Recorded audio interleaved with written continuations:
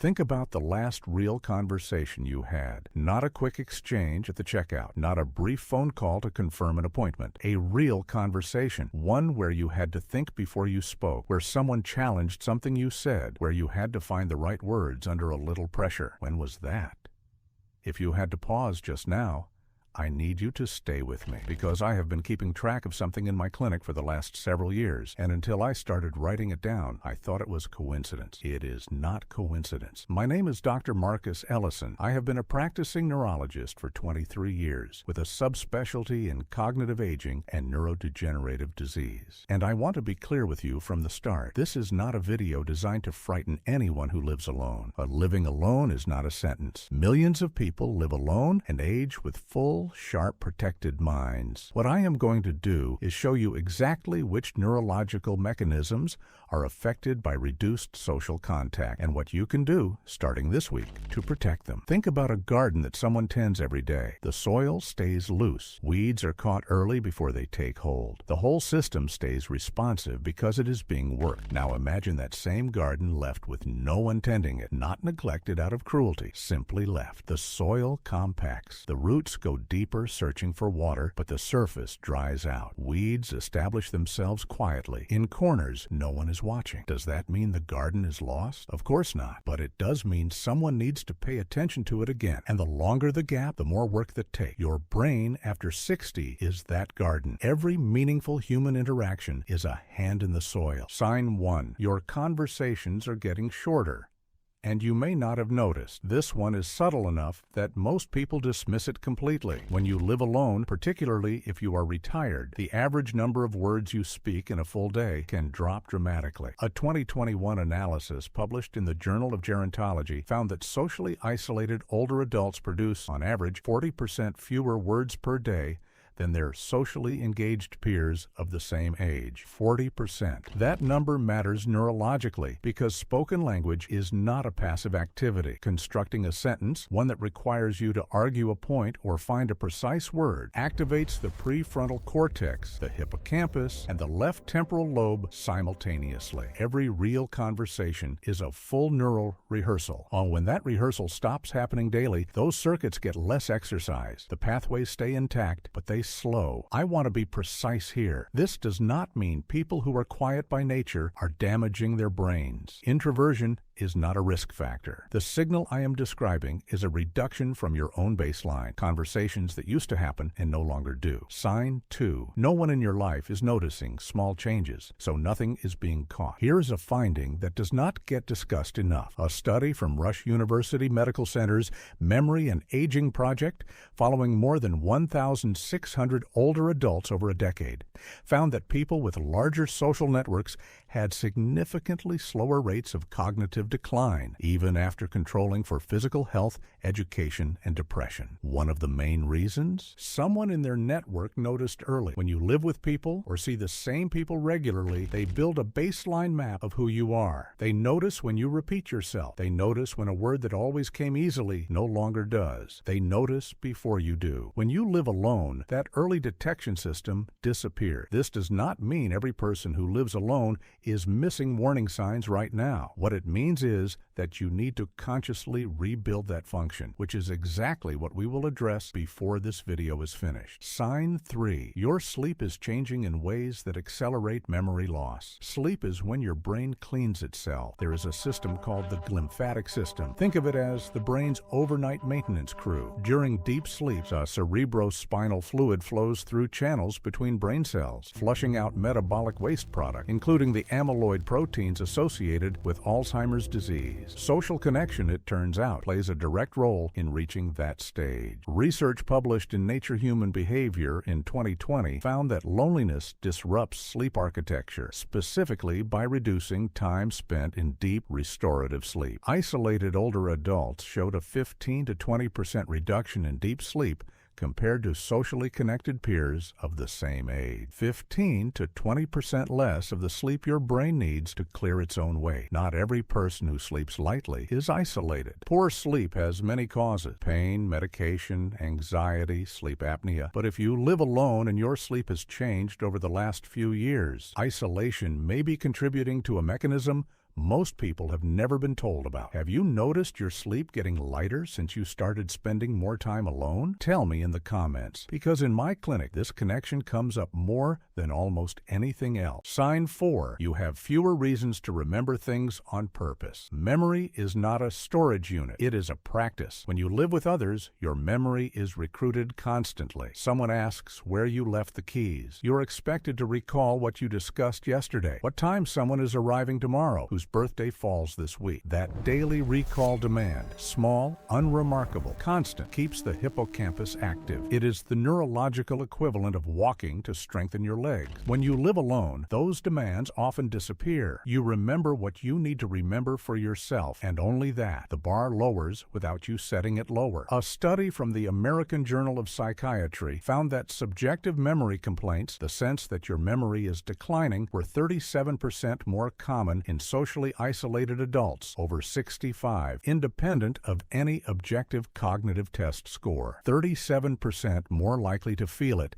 even when formal tests showed no significant difference yet. That gap between what a test catches and what you feel is a window, and it is worth paying attention to while it is still open. This does not mean living alone causes memory loss, but the absence of daily memory demand is a variable most people have never considered, and one you can change. Sign 5. Chronic loneliness raises cortisol, and cortisol shrinks the hippocampus. This is the mechanism underneath all the others. Loneliness is not the same as being alone. So you can be surrounded by people and feel profoundly lonely. You can live alone and feel genuinely connected. The neurological variable is not physical proximity. It is the quality and consistency of meaningful human contact. Chronic loneliness activates the body's stress response. Cortisol, the primary stress hormone, is released persistently, not in response to a specific threat, but as a background condition. Research from University College London, published in Neurology, found that adults with chronically elevated cortisol levels showed measurable hippocampal volume reduction over a 5-year period. The hippocampus is the brain structure most directly responsible for forming new memories. Volume reduction means fewer cells. Fewer cells mean less capacity. And here is what the same research found about the rate of cognitive decline. Older adults who scored highest on loneliness measures showed cognitive decline approximately 40% faster than those who scored lowest, after accounting for age, health status, depression,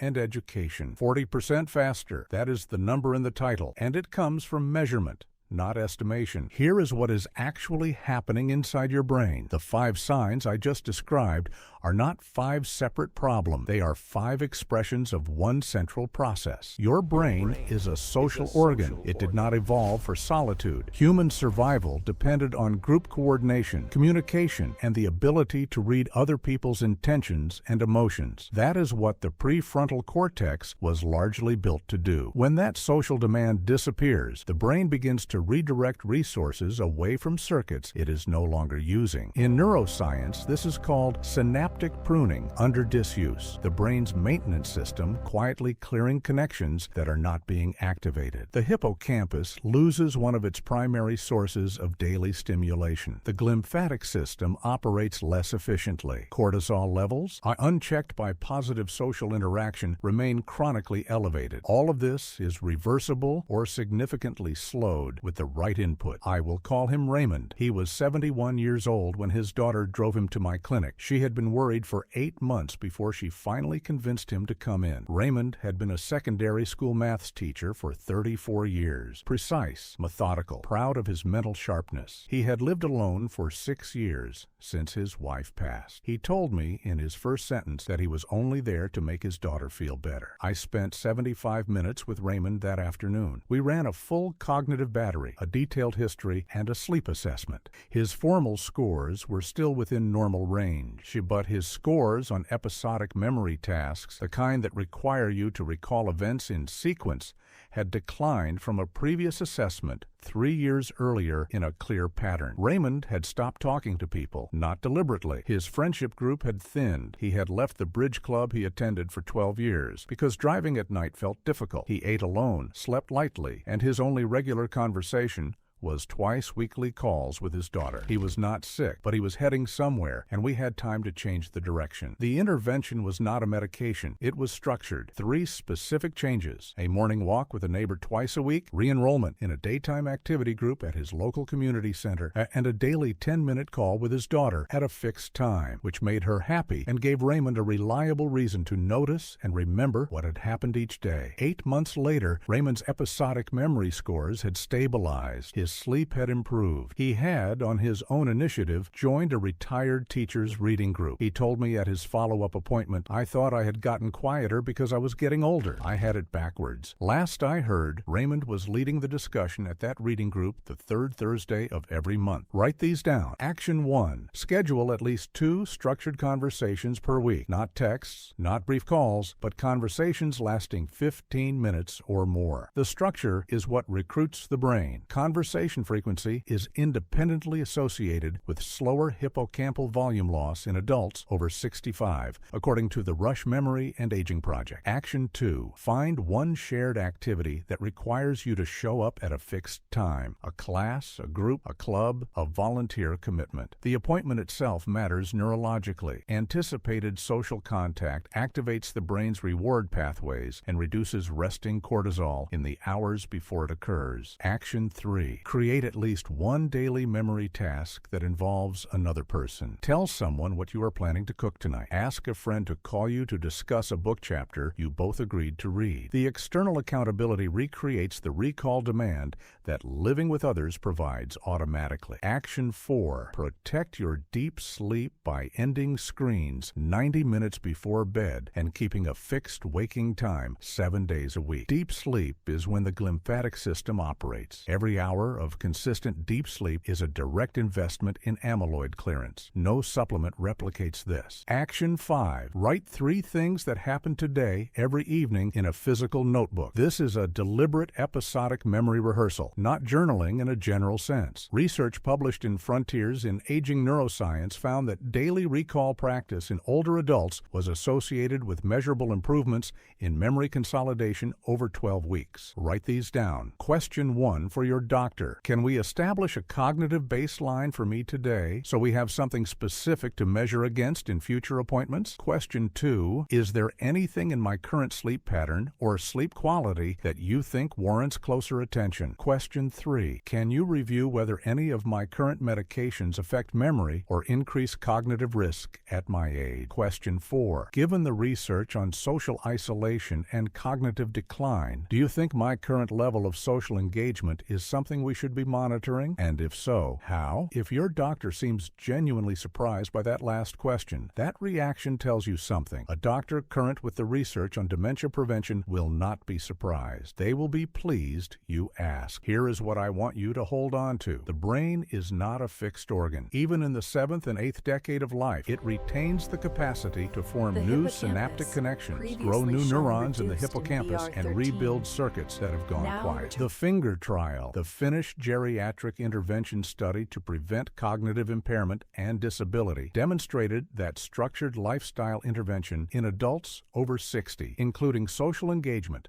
as a core component, produced measurable improvements in cognitive performance over 2 years. Not slowing of decline, improvement. The biology of connection is real. The mechanism is established. The actions I just described require no equipment, no specialist, and no expense. They are within your reach this week. Let me bring everything together. We started with a question about the last real conversation you had. And what this video has shown is that for seniors who live alone, 5 specific neurological processes come under pressure, not because of age alone, but because of reduced social demand on the brain. Fewer daily conversations mean the language and memory circuits in your brain get less of the rehearsal they need. No consistent observer means early changes go unnoticed until they are harder to address. Disrupted deep sleep reduces the brain's ability to clear the waste products linked to dementia. Fewer reasons to remember things on purpose lets the hippocampus go under-recruited day after day. And chronic loneliness raises cortisol in a way that over years measurably shrinks the brain structure most responsible for memory. And here is what I would like to know. Is there someone in your life right now who knows your baseline well enough to notice if something changed? Tell me in the comments. It is a question I ask every patient patient, and the answer matters more than most people realize. The core message of everything in this video is straightforward. Your brain needs other people to stay at its best. That is not a weakness. That is biology, and it is something you can act on. This video presents general information based on published research